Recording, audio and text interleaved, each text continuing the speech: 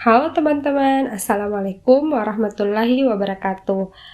Kami peserta Latsar Kemendikbudristek, gelombang 5, Angkatan 13, kelompok 4, Universitas Sulawesi Barat. Kembali lagi di podcast ASN, podcast yang membahas tentang core value ASN. Kali ini kita akan membahas core value yang terakhir, yaitu kolaboratif di pemerintahan. Narasumber kita kali ini adalah Bapak Agni Ayuda Mahanani, Bapak Andi Gria Rizkila, Bapak Heru Rusyid Mahfud, dan Bapak Rahmat Junior Nur. Mari kita dengar pendapat teman-teman mengenai penerapan kolaboratif di pemerintahan. Terima kasih atas kesempatan yang diberikan. Memulai diskusi mengenai kolaboratif, kami akan menjelaskan terlebih dahulu mengenai nilai kolaboratif. Nilai kolaboratif penting untuk dipahami dan diimplementasikan oleh seluruh identitas yang terlibat dalam program kolaboratif. Nilai kolaboratif yang pertama yaitu kesamaan persepsi, di mana setiap individu atau unit organisasi yang terlibat dalam suatu program kerjasama wajib memiliki kesamaan persepsi agar pelaksanaan program dapat berjalan optimal. Yang kedua yaitu berbagi manfaat. Setiap program pasti akan menghasilkan luaran yang dapat memberi manfaat bagi pengguna maupun pelaksananya. Hasil dari program kolaboratif diusahakan dan diharapkan dapat memberi manfaat kepada setiap unsur yang terlibat, sehingga nilai kolaboratif berbagi manfaat wajib diterapkan. Ketiga, yaitu kemampuan untuk berproses. Kolaboratif merupakan pertemuan antara dua atau lebih individu atau organisasi.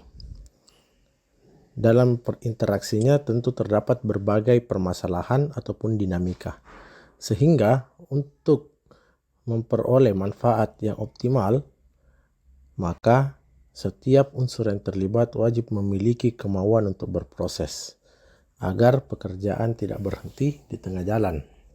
Yang keempat yaitu kejujuran. Setiap unsur, individu maupun organisasi yang terlibat dalam suatu program kolaboratif wajib memiliki kejujuran agar kedepannya tidak terdapat ketersinggungan satu sama lain, sehingga program dapat berjalan dengan lancar tanpa hambatan dan saling curiga. Apabila keempat nilai ini dapat diterapkan, maka kedepannya bisa mewujudkan apa yang disebut dengan collaborative government. Collaborative government yaitu interaksi antara pihak-pihak pemerintah, baik secara horizontal antar pemerintah daerah maupun vertikal antara pemerintah pusat dan pemerintah daerah dalam melaksanakan suatu program. Hal ini diharapkan dapat memberi dampak positif terhadap pencapaian tujuan setiap organisasi pemerintah. Baik, selanjutnya mengenai faktor penghambat kolaborasi dalam konteks organisasi pemerintah. Nah, dari penelitian oleh Astari dan kawan-kawan tahun 2019 menunjukkan bahwa ada beberapa faktor yang dapat menghambat kolaborasi antar organisasi pemerintah. Penelitian tersebut merupakan studi kasus kolaborasi antar organisasi pemerintah dalam penertiban moda transportasi di Kota Makassar. Nah, apa sih hasilnya? Jadi, hasil penelitiannya yaitu menunjukkan bahwa kolaborasi mengalami beberapa hambatan, yaitu yang pertama, ketidakjelasan batasan masalah karena perbedaan pemahaman dalam kesepakatan kolaborasi. Nah, tentu ini memang bisa menjadi hambatan jika beberapa pihak atau bagi penentu-penentu kebijakan ini berbeda pandangan mengenai masalah yang diberikan. Jadi sehingga tidak menemukan titik temu untuk mencapai kesepakatan. Nah, itu faktor penghambat yang pertama. Nah, kemudian yang kedua, ada dasar hukum kolaborasi yang tidak jelas. Misalnya mungkin belum terbit peraturan daerah atau dari undang-undang untuk mengatur itu juga belum jelas, atau tidak mengkhusus ke kolaborasi yang ingin disepakati. Ya, ini memang mungkin menjadi masalah ya. Tentunya ini juga merupakan tanggung jawab dari DPRD, DPR agar bisa memberikan solusi mengenai dasar hukum ini. Karena memang mungkin karena zaman milenial sekarang beberapa kolaborasi mungkin tidak tertampung dari undang-undang yang tersedia atau peraturan-peraturan yang ada di pemerintahan. Setelah kita membahas faktor yang menghambat, pada slide kali ini kita akan membahas faktor yang mempengaruhi nilai kolaboratif dalam pemerintahan. Ada 3 faktor. Yang pertama itu sumber daya. Jadi ini merupakan salah satu faktor yang penting.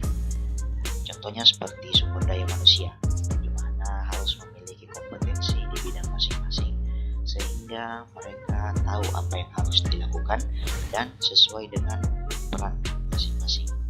Yang kedua itu otoritas. Dengan adanya otoritas yang diberikan oleh stakeholder, maka stakeholder lain bisa menjalankan tugasnya sesuai dengan perannya masing-masing, baik itu melalui sebuah prosedur ataupun pemberian kebebasan untuk berinovasi. Yang terakhir yaitu kerjasama. Jadi dibutuhkan kerjasama antara pemerintah pusat, pemerintah yang terkait, pemerintah daerah, dan juga masyarakat, sehingga nantinya akan memaksimalkan komunikasi sebagai upaya untuk memaksimalkan kinerja dari pemerintah itu sendiri. Itulah tadi faktor-faktor yang mempengaruhi nilai kolaboratif dalam pemerintahan. Oke, setelah kita mengetahui faktor-faktor yang mempengaruhi kolaboratif itu sendiri, kita akan membahas tentang keberhasilan penerapan kolaboratif antar lembaga pemerintah. Di sini indikator di mana antar lembaga pemerintah itu telah berhasil menerapkan penerapan kolaboratif yaitu adanya peningkatan inovasi. Nah, peningkatan inovasi ini menyatukan rekan tim, dapat memicu ide inovasi dan menciptakan solusi untuk beberapa masalah kompleks yang mungkin tidak terjadi ketika mereka sendiri. Nah, ketika mereka berkelompok atau bergabung, nanti lembaga pemerintahan ini dapat menyelesaikan beberapa masalah yang lebih kompleks. Nah, salah satu penerapannya nanti dapat lebih efektif, lebih mudah dalam penerapan atau pelayanan kepada masyarakat. Nah, selanjutnya tim yang lebih bahagia. Nah, tim yang berkolaborasi dengan baik akan melaporkan tingkat kepuasan tim yang lebih tinggi. Berkolaborasi pada proyek akan membantu anggota tim akrab, menonjolkan kekuatan dan talenta individu. Di sini setiap tim atau kekurangan dari suatu lembaga akan tertutupi dengan lembaga yang lain sehingga terjadilah keselarasan dan kesempurnaan dalam suatu kegiatan atau penyelesaian masalah. Selanjutnya ada keselarasan di tim yang tersebar. Jadi di sini meski lebih sulit dilakukan ketika rekan tim tidak berada di ruangan, kolaborasi tetap penting. Alat kolaborasi yang tepat dapat membantu anggota tim merasa tidak terlalu terisolasi dan lebih merasa menjadi bagian yang dari organisasi. Nah, manfaatnya di sini tim jadi lebih leluasa, kemudian tersebar, terus pemetaan atau penyebaran kekuasaan atau fungsi tiap anggota itu merata sehingga tiap anggota merasakan fungsinya atau ikut berkontribusi. Kemudian untuk pengetahuan bersama tim juga meningkat. Nah, pengetahuan bersama ini di mana dari ide, kemudian visibilitas, kemudian kontribusi juga meningkat. Kemudian alur kerja optimal. Nah, alur kerja optimal ini adalah jalan yang paling diinginkan di mana dengan bergabungnya dua lembaga atau lebih, maka alur kerja jadi optimal dan penyelesaian masalah jadi lebih baik atau sangat efisien. Nah, dari situ tadi kita bisa tahu bahwa di mana faktor-faktor kolaboratif ini tentu sangat penting bagi organisasi pemerintah. Nah, dari organisasi pemerintah ini nantinya ketika mereka dapat menerapkan nilai-nilai dan faktor-faktor kolaboratif, maka yang didapatkan adalah peningkatan dan daya saing terhadap lingkungan sehingga mereka jauh lebih baik. Nah, sekian dari saya materi berikut tentang nilai-nilai kolaboratif yang dapat diterapkan di organisasi pemerintah. Sekian, terima kasih. Nah, setelah mendengar pandangan teman-teman, dapat disimpulkan bahwa nilai kolaboratif itu penting untuk diimplementasikan, di mana nilai kolaboratif yang pertama adalah kesamaan persepsi. Kesamaan persepsi penting agar tujuan organisasi dapat berjalan optimal. Yang kedua, berbagi manfaat. Dan yang ketiga, kemauan berproses agar pekerjaan yang dijalani tidak berhenti di tengah jalan. Yang keempat, kejujuran agar kedepannya program berjalan dengan lancar. Jika nilai ini diterapkan, kolaboratif government dapat diwujudkan. Faktor-faktor penghambat kolaboratif, ketidakjelasan batasan masalah, karena perbedaan pemahaman dalam kesepakatan organisasi. Hal tersebut dapat jadi penghambat jika memiliki pandangan yang berbeda dalam penyelesaian masalah. Yang kedua adalah dasar hukum juga tidak jelas, misalnya belumnya ada peraturan daerah yang mengikat. Selanjutnya, faktor-faktor yang mempengaruhi kolaboratif adalah sumber daya, seperti sumber daya manusia, otoritas, dan kerjasama, di mana kerjasama dibutuhkan antara pemerintah daerah, pemerintah pusat, dan masyarakat. Keberhasilan penerapan kolaboratif di lembaga pemerintahan adalah yang pertama, peningkatan inovasi. Yang kedua, kesejahteraan tim, di mana tim yang berkolaborasi dengan baik akan membantu tim akrab dalam penyelesaian suatu masalah.